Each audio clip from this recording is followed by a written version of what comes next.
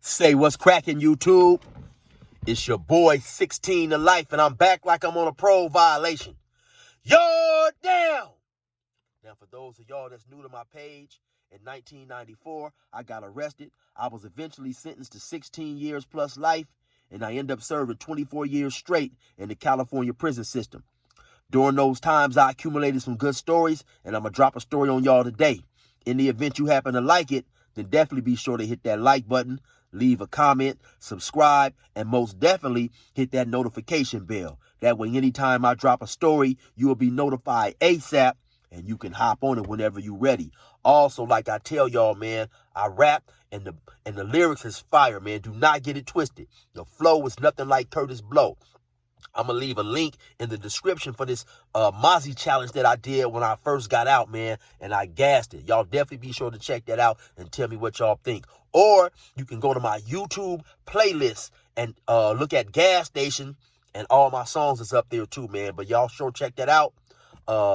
And with that being said, let's hop into this story.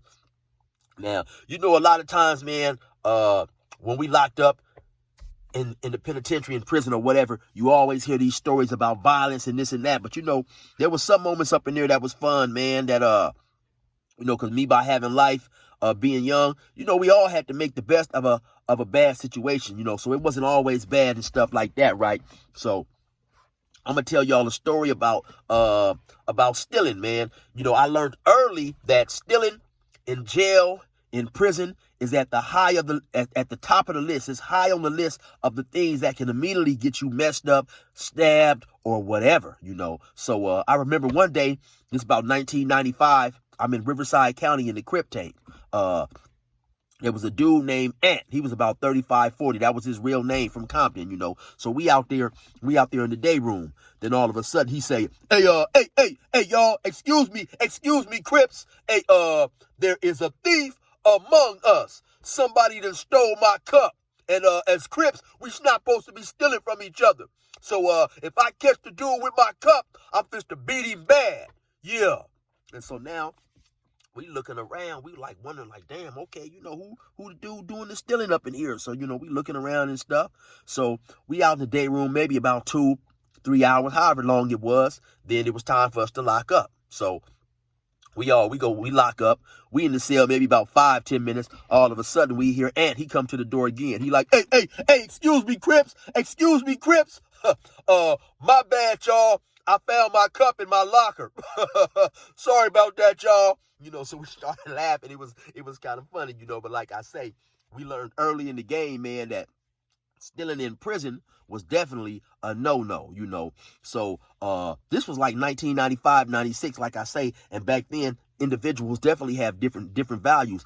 And I used to trip on how all of us, or the majority of us, were in jail or in prison for victimizing and taking something from other people, but we didn't want nothing took from us, you know. So in the event now you run up on an individual and you take something out of his hand, or you run in his cell and you take something right in front of him, he's there, that's the difference, you know. But now stealing, sneaky stuff, like, you know, when the dude not in his cell and you break into his cell, that was definitely something that was extremely frowned upon. So fast forward to about 2015, 2016, I'm at CMC East. And I was playing basketball one day, and I hurt my shoulder. So I fill out the little slip to go see the nurse, you know, and they called me over there eventually. I finally get to see the doctor, and he prescribed me some capsaicin cream, which is basically like some pepper spray, which is in the form of a cream.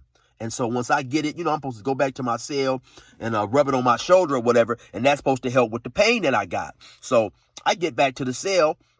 You know, I rub a small portion of it on my shoulder. Man, in about 2 or 3 minutes, that stuff started burning like hell. I said, oh, hell no, I ain't supposed to use this stuff. You know, this stuff was burning. So I went ahead and just set it on the locker. But now every like month or so, I could go get a refill when my prescription would run out. So when I would go over there and get some of my other medicine or whatever, you know, I just grabbed it. You know, they'd give you everything that you got coming, you know. So they gave me the cream, and I went over there and got that like a couple of times before my prescription on that ran out, you know. And so I just threw it up on my locker in the cell. I had it sitting up on my locker. So about maybe 4 or 5 months later, I don't know however long it was, suddenly a lot of individuals on the tier that I'm on are complaining about missing items that they accidentally left in the shower. So you may hear a dude say, hey, man, I left a bottle of body wash in there, man. Anybody seen a brand new bottle of body wash? Anybody seen my shorts? Hey, man, I left a brand new soap up in there, man. My soap missing. They would rush out the shower or whatever and forget it. So, of course, nobody wouldn't say nothing. Whoever stole it, 9 times out of 10 ain't going to say, oh, yeah, man, I stole it or whatever. Even though, like I say, man, when I first got to the pen in Salinas in 1996, you could honestly leave a big old bag of groceries on the yard, 180. You could go to the store and leave your groceries in the middle of the yard and wasn't nobody going to touch it because they knew if they touched it and it wasn't theirs, that was their ass, So, but like I say, things have changed. You have different individuals coming in. Everybody's not respecting the rules or whatever. So, you know me now, I'm a clown. I like to have a little fun from time to time. So I say to myself, missing items in the shower. So I get a bright idea. I take those bottles of capsaicin cream that I got and I squirt them into this lotion. I got a bottle of lotion and I squirt it into that. I squirt all 3 of them in there. I shake it up real good. And so the next morning when I go hop in the shower, I intentionally leave that lotion in the shower. So I go outside to the yard or whatever, go do whatever I do.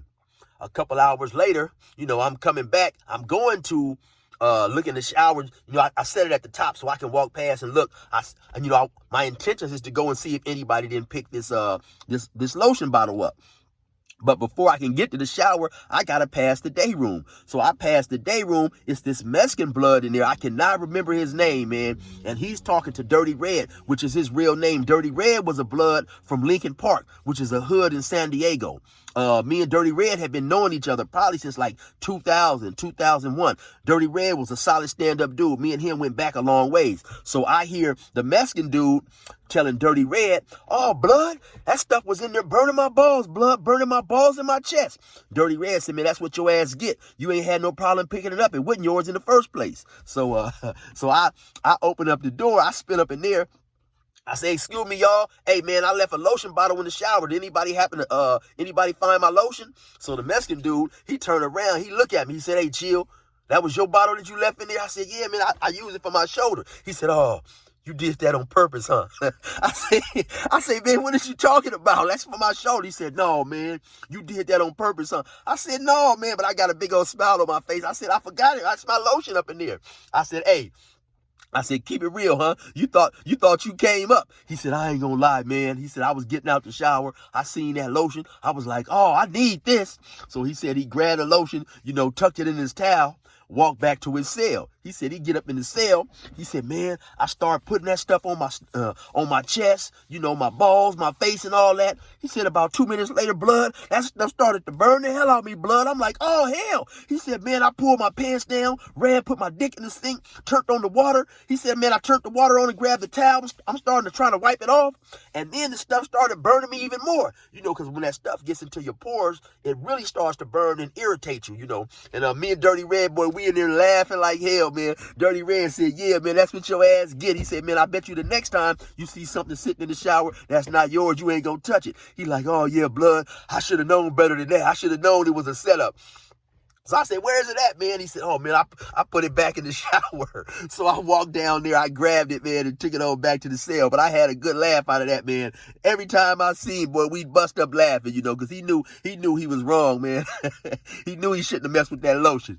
So, that's just a small lesson, man, that anytime you happen to see something, if you in jail or you in prison, and if it's not yours, leave it alone, man, because somebody could be setting you up also to see who the thief is, and you would definitely have something much worse than some burning lotion happen to yourself. So anyway, man, I hope y'all enjoyed that little story. You already know what it is. It's your boy 16 to Life. Resume normal program.